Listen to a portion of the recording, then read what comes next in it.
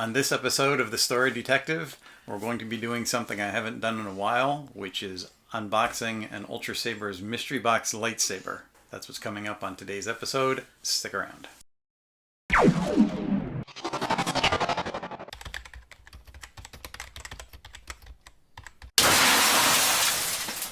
Lightsabers, I should say, are not toys. If you get too close to the blade, bad things happen. Actually, this was a blade, but it was a surgeon's blade. If you've just tuned into this channel, I recently had carpal tunnel surgery. There's a video back here someplace if you want the grisly details. Otherwise, let's get started. The Ultrasabers Mystery Box is a $75 chance to win up to $400 or $500 lightsaber, I guess, is their top tier. Most of these are $75 to $100, and you get one of their basic line hilts, which is still pretty nice. In all likelihood, that's what's in here, but if it's an average hilt, they're kind of a blank canvas, and we're going to customize it a little bit in this video. So without further ado, let's see what's in here. I can't really use this hand that well, but let's endeavor to try right-handed. I will try to get through this quickly and effortlessly, I hope, and not waste too much time crinkling the bubble wrap, which no one seems to like. Okay, are we ready? Moment of truth.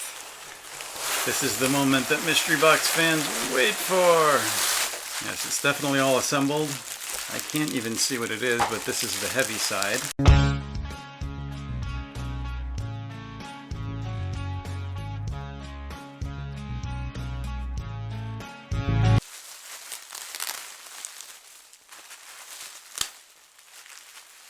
Okay, what I have is their standard issue, and I've wanted one of these actually. It has the slanty emitter, which is nice. It's not a sound saber. They still include the white paper on most of the sound sabers, but I've seen some people recently open them up and they had the vented pommel and the speaker, but there's been no paper. This is not a sound saber. So let's see what color we've got. We have blue. So we have a blue standard slanted emitter lightsaber. We are going to definitely do some customizing on this and see what can be done with it.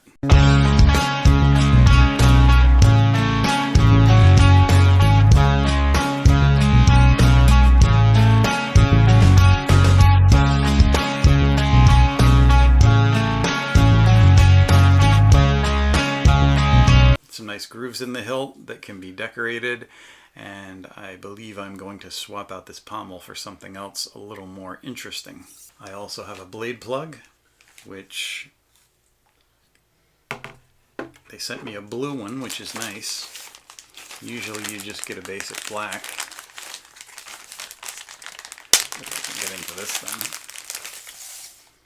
So blue circle blade plug, which kind of matches the color, so that's pretty neat. So that's going to inspire my theme for this. I have some ideas. Stay tuned and we will get back to finish this video and show you the finished product. For now, that's what we got. Standard edition, blue blade. Looks very nice.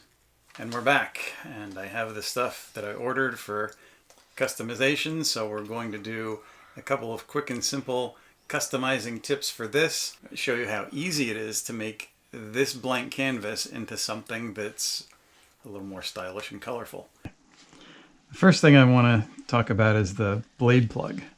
And I took some of this winterizing aluminum pipe tape and I went around the blade plug with it, and I put a layer on there because with this slanted emitter, I've seen in videos that it actually sticks out too far. So what you have is a piece of the plastic sticking out and it's lit up. So now with the tape on there, you only see the light through the blade plug and you don't actually see it shining through the side, which fixes that problem right away. Getting a few extra parts. So I've got some blue O-rings. I've got a lot of different parts in here, so we're going to play around with this a little bit. First, starting with the O-rings. I will leave links below to where I got the O-rings and the parts, so that anyone that wants to actually get some of these things can find it if you're not familiar where to find it already. So what I'm going to do is cut really quick and get these O-rings on. They're a little bit thin, but I have an idea, and we're going to see how that works out in reality. Okay, so O-rings are on, and I had to double them up and put 2 since they're thin on each groove, but hopefully you can see this. They look like there's a bit of a separation between the two, and it gives this really interesting kind of gasket look, which I like. So second thing we're going to do is these grips I wanted to save for another lightsaber, but you could actually put these tiny little grips. It has like 3M adhesive on the back, so we could actually fit these grips around and make a little grip section. These two are stuck together. Since I'm saving them for something else, I'll just give you an idea of what you might be able to do if you so chose, and how that would look if you put the grips all the way around and spaced them. That would actually be a pretty cool option. One thing I am going to do is I got rid of the retention screw. Okay, so basically tighten that up, and it looks actually a lot better than just having a retention screw stuck in there. So it's beginning to look a little bit R2-D2-esque, I think, which is kind of neat. And I think the final thing we're going to do here is change out the pommel. The pommel that I got, I was hoping would actually be a little bit bulkier. I probably will get a pommel that has larger nubbies on the end, but this is pretty cool, and I got a little Phoenix symbol insert, which is also pretty neat. So getting that on definitely gives it a bit more character than just the flat one. And you get the little Phoenix symbol there. And I've got a brass screw in here if you wanted to match it up. Instead of doing the red, you could do a brass screw in there instead and make it match that.